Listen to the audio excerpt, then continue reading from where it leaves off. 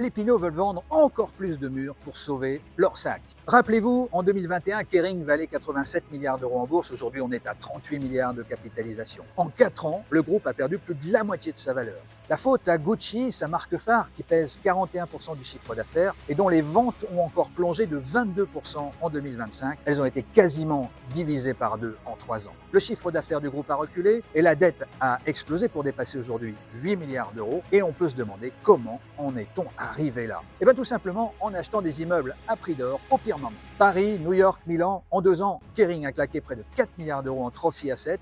Un immeuble avenue Montaigne pour 860 millions, un autre sur la 5e avenue à New York pour 880 millions, un troisième à Milan pour 1,3 milliard, du jamais vu dans le luxe, sauf que les résultats se sont effondrés en même temps et François-Henri Pinault s'est retrouvé avec une dette colossale, des boutiques à moitié vides et des actionnaires forcément furieux. La solution, c'était de revendre les murs en urgence. Alors, en 2025, Kering a cédé 60% de ses adresses parisiennes, il a vendu 60% de l'immeuble de New York et il a aussi cédé en urgence le flagship de Tokyo. Au total, le groupe a récupéré comme ça près de 2 milliards d'euros, mais c'est pas suffisant et cette année, il remet le couvert. L'immeuble de Milan, acheté 1,3 milliard il y a à peine 2 ans, est déjà à vendre. Il aurait même un acheteur selon Reuters, le fonds souverain du Qatar. Et le futur flagship Gucci, rue de Castiglione à Paris, acheté 650 millions, devrait suivre, selon cette fois le média CF News. Pendant ce temps, Luca De Meo, l'ex-patron de Renault, recruté en septembre pour redresser le groupe, tente de convaincre les marchés qu'il va faire